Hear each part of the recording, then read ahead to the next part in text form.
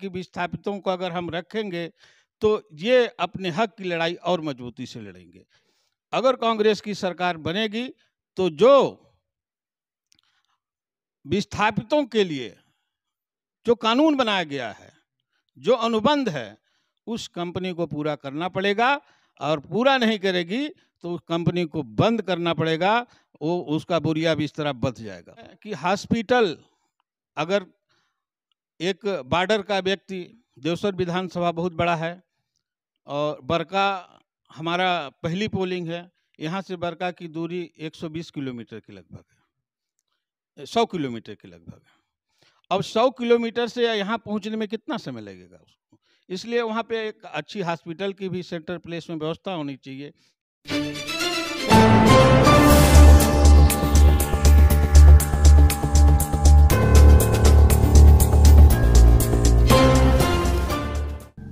नमस्कार, आप देख रहे हैं S1 न्यूज। मैं लक्ष्मी नारायण। आइए बढ़ते हैं खबरों की ओर। पूरी खबर मैं बताऊं, इसके पहले आपको जानकारी दे दूं, फेसबुक, यूट्यूब के साथ अब हमारा S1 न्यूज का व्हाट्सएप चैनल भी आ गया है, जिसे आप फॉलो कर सकते हैं। मध्य प्रदेश में चुनावी समर का बिगुल बज चुका है और सारे रणबांकुरे अपनी अपनी कमर कस चुके हैं। इसी कड़ी में कांग्रेस पार्टी से देवसर विधानसभा में अपनी दावेदारी पेश करने वाले युवा प्रत्याशी बालेंद्र वर्मा आज हमारे साथ हैं। आइए उनसे बात करते हैं। नमस्कार, आप देख रहे हैं S1 न्यूज। मैं लक्ष्मी नारायण। मध्य प्रदेश में अभी विधानसभा चुनाव होने वाला है, जिसको लेकर के सभी पार्टियां तैयारियों के मामले में जोर शोर से लगी हुई हैं। जिसको लेकर के अभी जो देखा जाए तो बीजेपी द्वारा 3 लिस्ट जारी कर दिया गया है, जिसमें से जो हमारा सिंगरौली जिला है, इस जिले में 3 विधानसभा आते हैं, देवसर विधानसभा, सिंगरौली विधानसभा, चितरंगी विधानसभा। लेकिन अभी इन तीनों विधानसभा में किसी भी पार्टी ने अपने प्रत्याशी को नहीं उतारा है।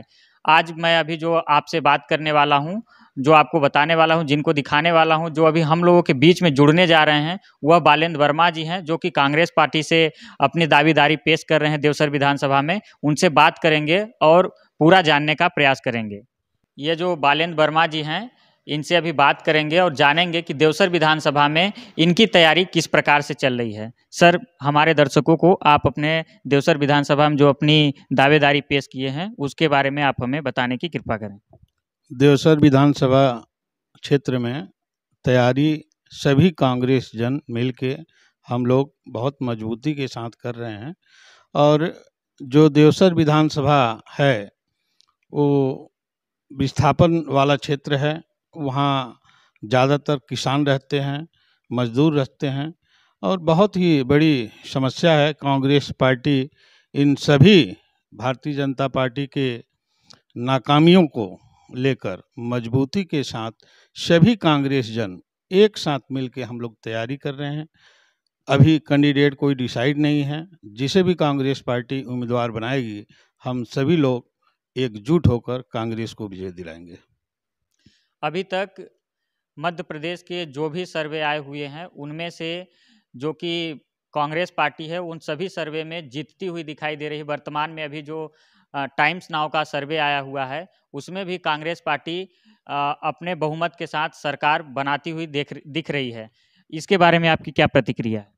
निश्चित रूप से मध्य प्रदेश सहित पूरे भारतवर्ष में सबसे ज़्यादा युवा परेशान है, क्योंकि मध्य प्रदेश में जब से सरकार बनी है और देश में भारतीय जनता पार्टी की सरकार बनी है, तो सबसे ज़्यादा परेशान युवा हुआ है, बेरोजगार, शिक्षित।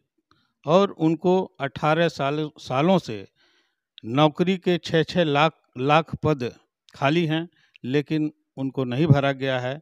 युवा बेरोजगार परेशान है और महंगाई चरम पर है, बेरोजगारी चरम पर है। इसलिए जनता में आक्रोश है भारतीय जनता पार्टी के प्रति, और वह आक्रोश दिख रहा है। निश्चित रूप से मध्य प्रदेश में कांग्रेस की सरकार बन रही है। सिंगरौली जिले की 3 सीटें कांग्रेस जीतेगी, ऐसा हम सभी कांग्रेस जनों ने संकल्प लिया है। और जनता जो आक्रोशित है, कांग्रेस के पक्ष में माहौल बनाए हुए है। कांग्रेस को जिताने के लिए जनता आतुर है।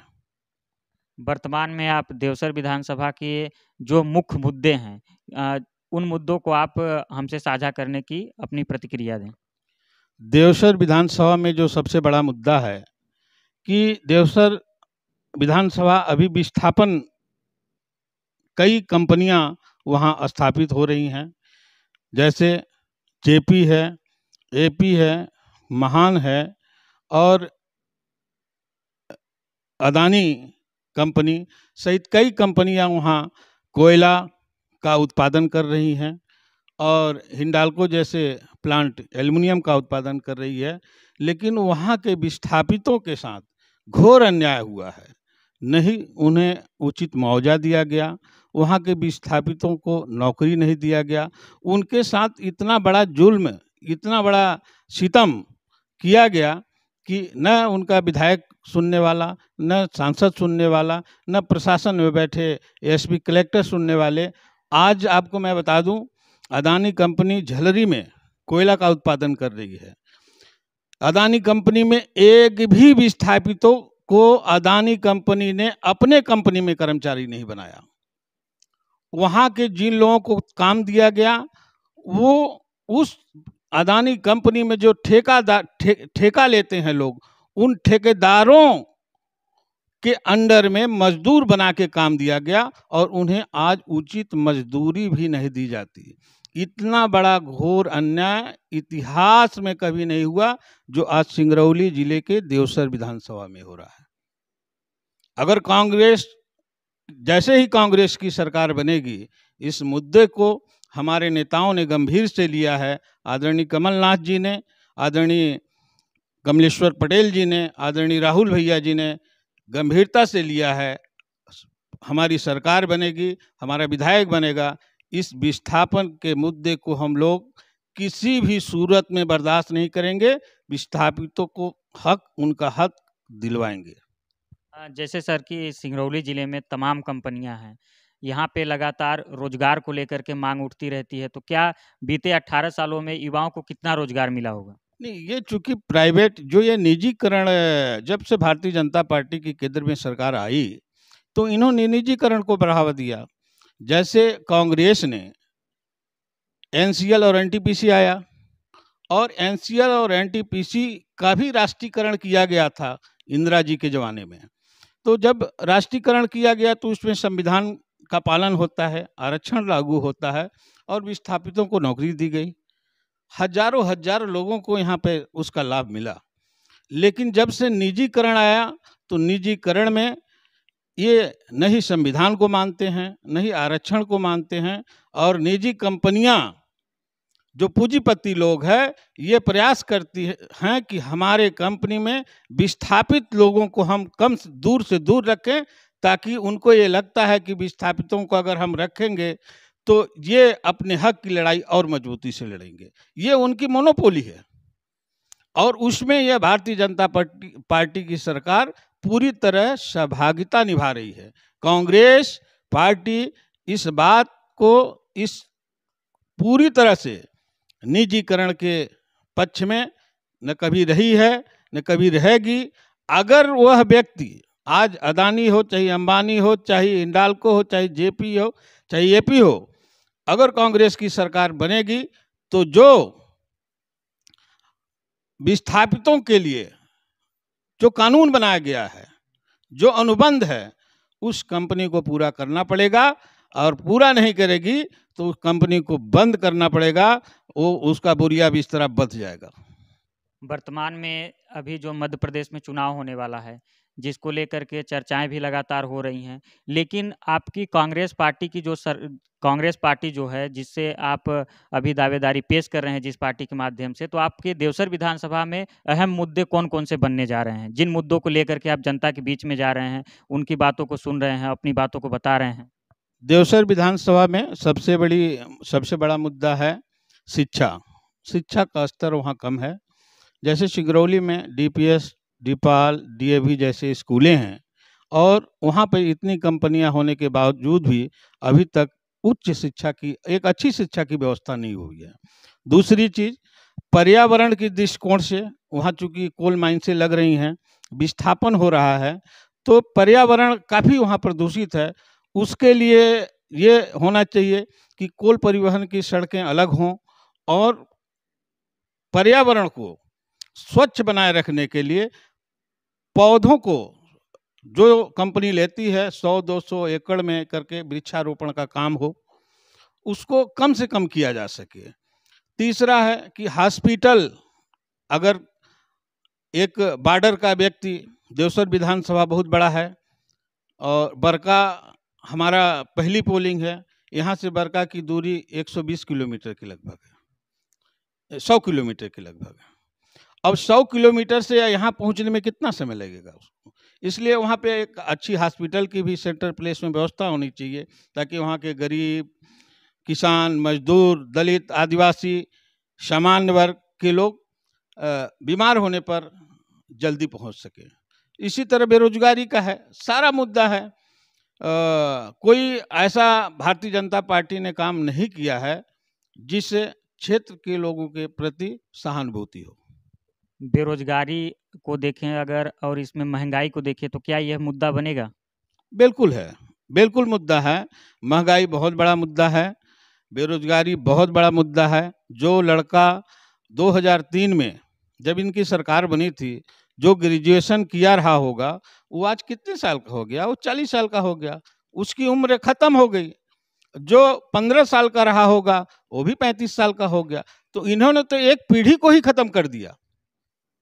और यह कहीं न कहीं संघ, आरएसएस, इनकी सोची समझी रणनीति के तहत है कि लोगों को, आप ये बताइए, एक डॉक्टर, एक पटवारी, एक मास्टर 60 साल नौकरी करता है, उसकी सरकार पेंशन बंद कर रही है, और जो 5 साल के लिए विधायक बनता है, सांसद बनता है, उसकी पेंशन बंद नहीं कर रही है। जिसने अपने समूचे जीवन को शिक्षा के क्षेत्र में या किसी भी क्षेत्र में दिया है सरकारी सर्विस में, उसका पेंशन इन्होंने बंद करने का काम किया। तो यह सरकार शुद्ध रूप से इस देश में रहने वालों को मजबूर करना चाहती है कि इतने मजबूर हो जाएं ये लोग, इतने आगे न बढ़ें, ताकि जो हम कहें वही करें। इनके पास, किसी भी भारतीय जनता पार्टी कार्यकर्ता के पास कोई बात करता है तो वह बोलता है कि हिंदुत्व खतरे में है। वह ये नहीं कहता कि बेरोजगारी कहाँ से दूर हुई, ये नहीं कहता कि महंगाई कम नहीं हुई, ये नहीं कहता है कि किसान आत्महत्या क्यों कर रहे हैं, ये नहीं कहता है कि नहीं भारतीय जनता पार्टी ने कितने 2 करोड़ लोगों को रोजगार देने की बात की तो कितना दिया। वो बस एक बात करता है कि हिंदुत्व खतरे में है, क्योंकि उनके पास कोई मुद्दा नहीं है। हिंदू, मुसलमान, सिख, ईसाई, इस देश में भारतीय संविधान सबको हक दिया है, सबका बराबरी का अधिकार है। हम भारतीय संविधान को मानते हैं, इसलिए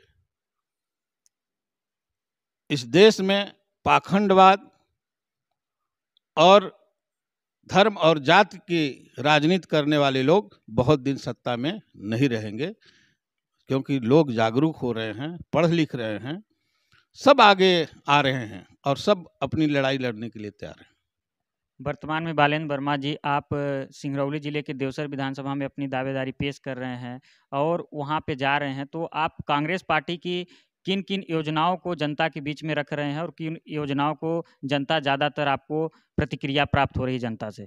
जनता को ये विश्वास है, हम लोगों ने, आदरणीय कमलनाथ जी ने बहुत सारी घोषणाएं की हैं कि हम अपने सारी महिलाओं को, उसमें कोई कैटेगरी नहीं रहेगी, सरकार बनेगी तो 1500 रुपये प्रति माह देंगे, गैस सिलेंडर हम 500 रुपये प्रति माह देंगे। बहुत सारी हमारी जो योजनाएं हैं, बहुत वो सारी चीज़ें हैं, जैसे किसानों का कर्ज माफ़ करेंगे, है ना, जो पुराना किसान का कर्जा है उसको भी माफ़ करेंगे। तो बहुत सारी चीज़ें हैं जिसको लोग पसंद कर रहे हैं, उनको विश्वास है कि कांग्रेस पार्टी जो कहती है वो करती है। तो बालेंद्र वर्मा जी, देवसर विधानसभा की जनता को आप हमारे चैनल के माध्यम से अगर कुछ बताना चाहें और या फिर अपनी कोई प्रतिक्रिया देना चाहें तो? देवसर विधानसभा की जनता से मैं विनम्र हाथ जोड़ के यह अपील करता हूँ कि जिस तरह भारतीय जनता पार्टी ने 18 साल से ठगा है, धैर्य का समय अब खत्म होने वाला है। आगामी 2 माह के अंदर में विधानसभा चुनाव होंगे और वहाँ की जनता से मैं अपील करता हूँ कि कांग्रेस को अधिक से अधिक जन समर्थन दें, कांग्रेस को जिताएं। देवसर विधानसभा के साथ साथ सिंगरौली और चितरंगी विधानसभा में भी एक दूसरी विधानसभा, सब एक दूसरे लोग जुड़े हुए हैं, सब एक दूसरे के पास संदेश के माध्यम से, विचारधारा के माध्यम से कांग्रेस पार्टी का सहयोग करें।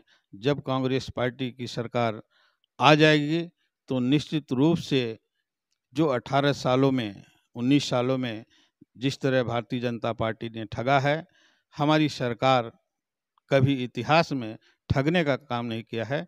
जनता का काम होगा, युवाओं को रोजगार मिलेगा, किसानों को कर्ज से मुक्ति मिलेगी और देवसर विधानसभा क्षेत्र के लोगों के साथ न्याय होगा। तो ये बालेंद्र वर्मा जी हैं, जो कि मध्य प्रदेश के सिंगरौली जिला, जो ये मध्य प्रदेश का अंतिम छोर है, जो कि यहाँ पे 3 विधानसभा हैं, देवसर विधानसभा, सिंगरौली विधानसभा और चितरंगी विधानसभा।